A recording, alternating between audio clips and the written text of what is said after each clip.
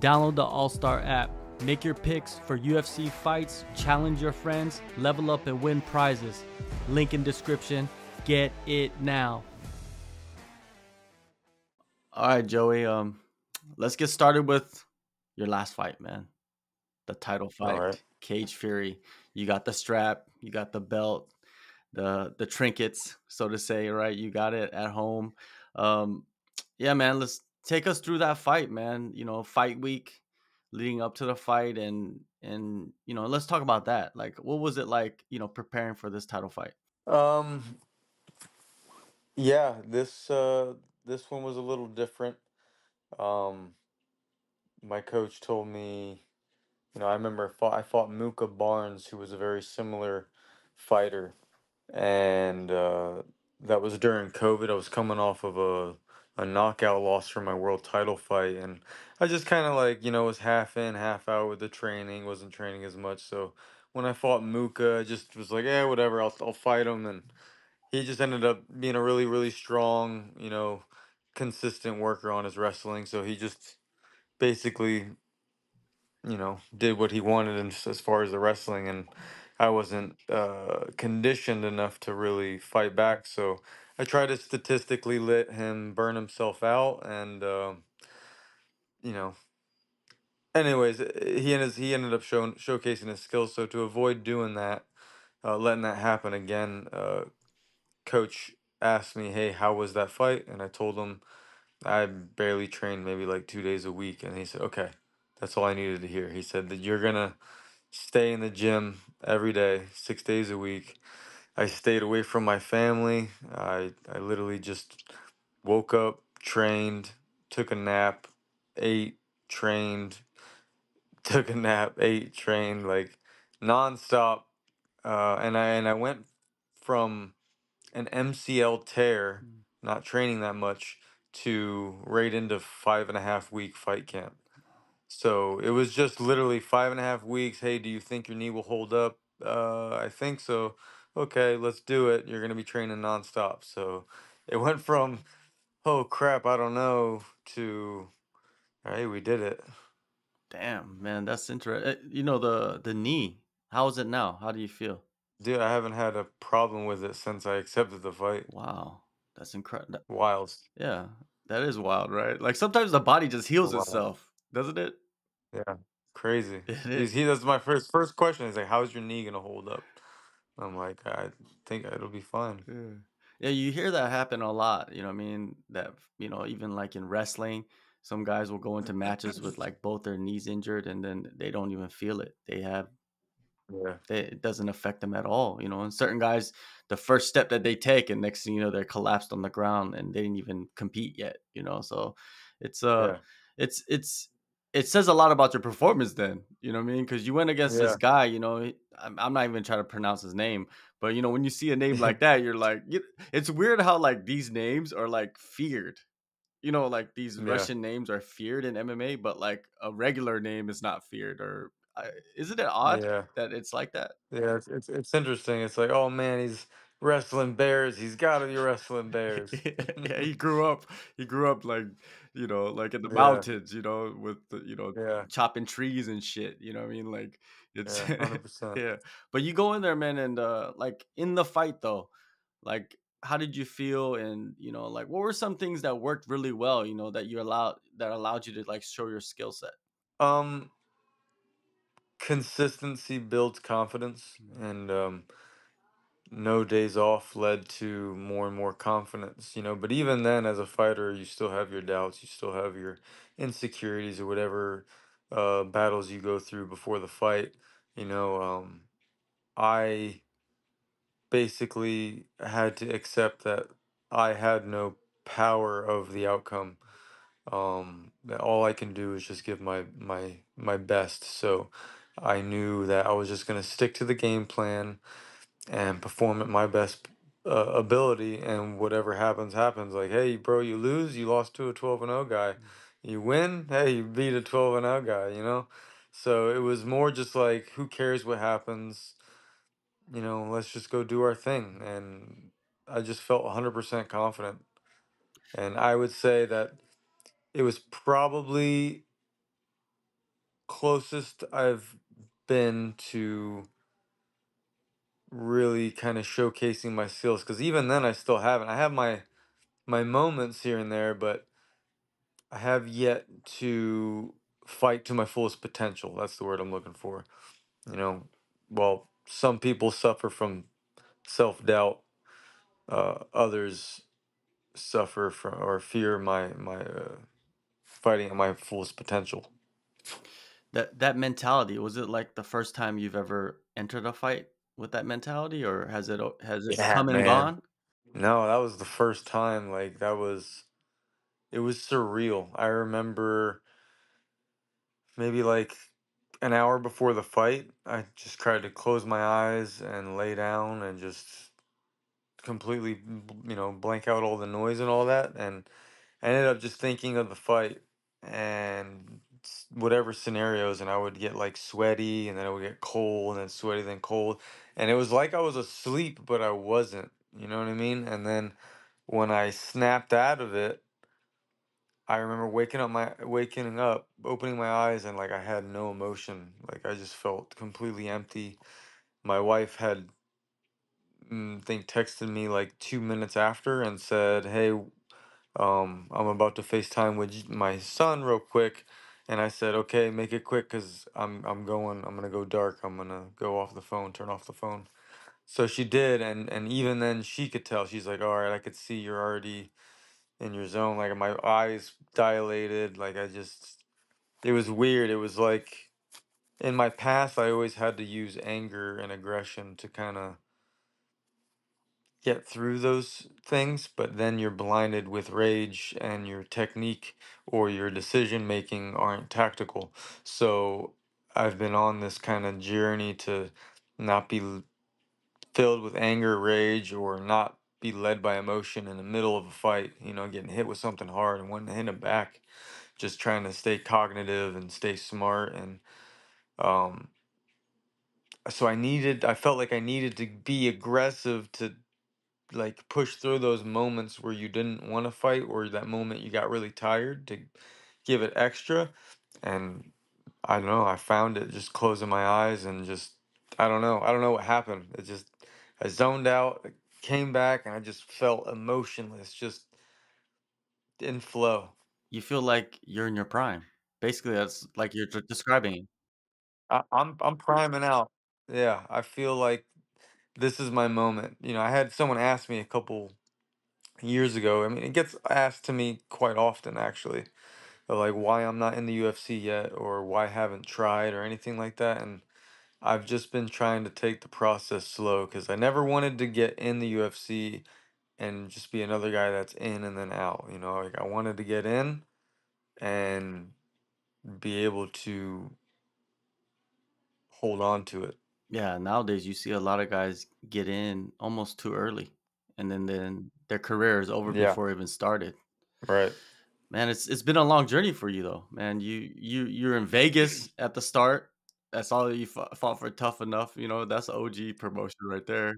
Yeah, that was actually towards the middle and end of my Mhm. amateur career. I started Okay, in so you went Florida. back and forth. Yeah. Yeah, well, I started in Florida, did my first 14 fights in Florida, and then I did another like I forget, like did another like 4 or 5 in Okay, Vegas. and Then went pro. yeah, man, like you fought for Combate, and then now it's been such a long journey, and then having to earn this because you earned it, man. Like this fight wasn't easy at all, was it? Right. Not at all. I was supposed to be the feeder fight for him. I know it. Exactly, man. That's what's You wild. know. You're the underdog. You're coming in on like only a 5 week camp. You know what I mean? That's not very long, to be honest with you. And Not at like you all. said, you're like you. It's always fun to be the guy that's not supposed to win, but win. Yeah. And what do you think the No, it next was steps are definitely for cool. you then?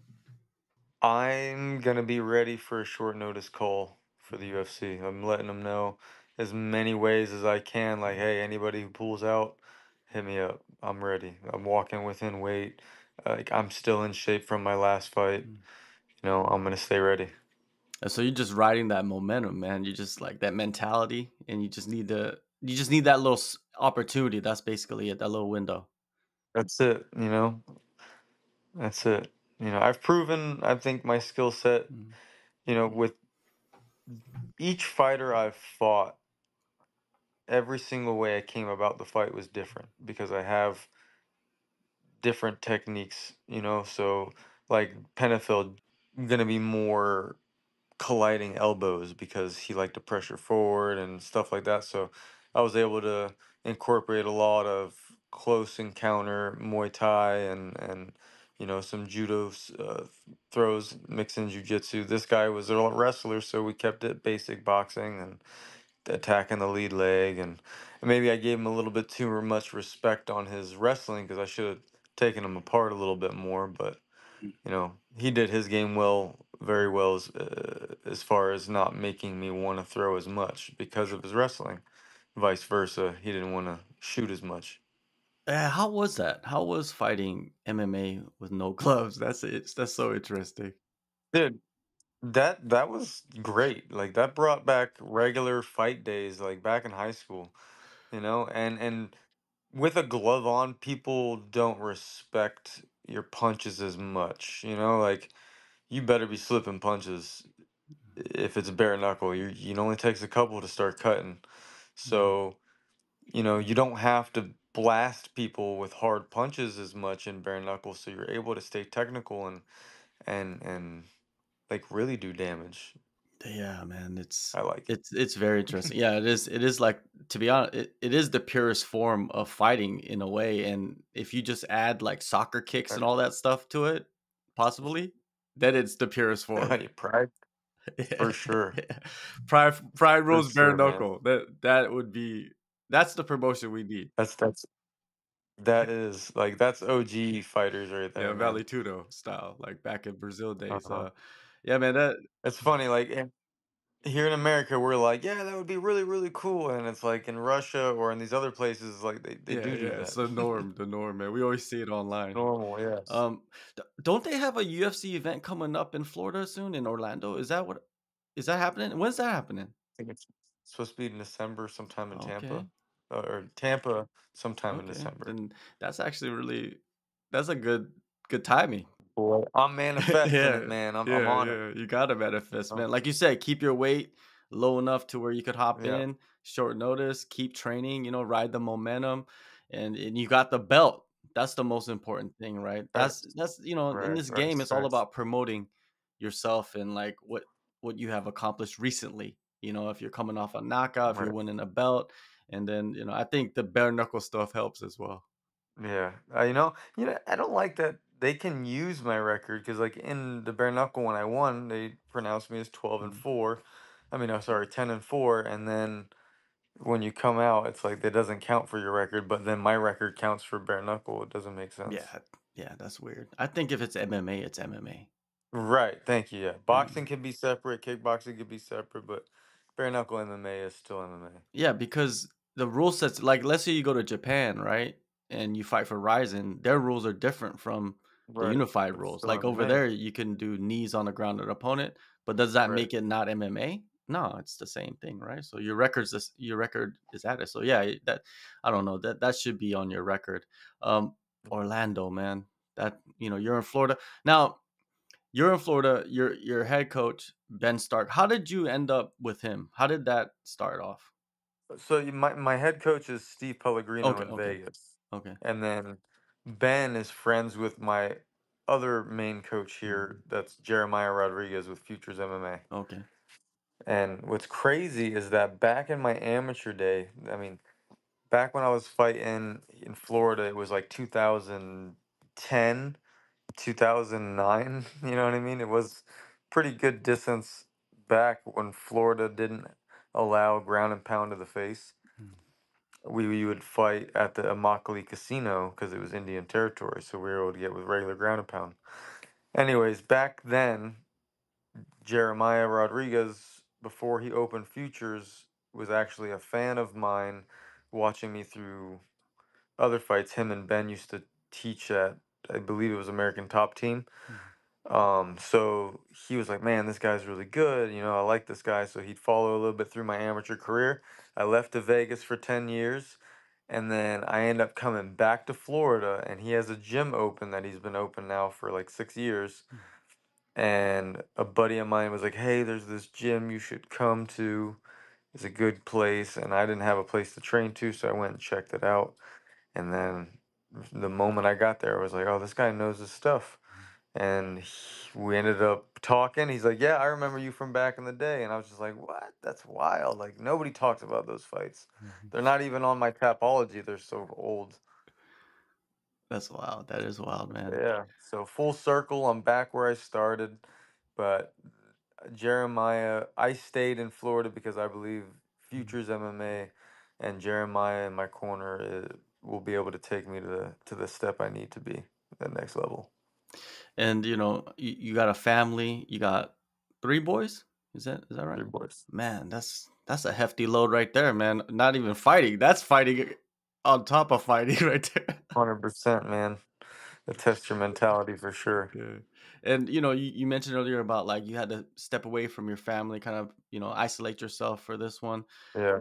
It seems like you found a good formula, man, but it must be hard to like be away from your boys, but then after the fight, you get to be with your boys, which makes it more satisfying in some ways, right?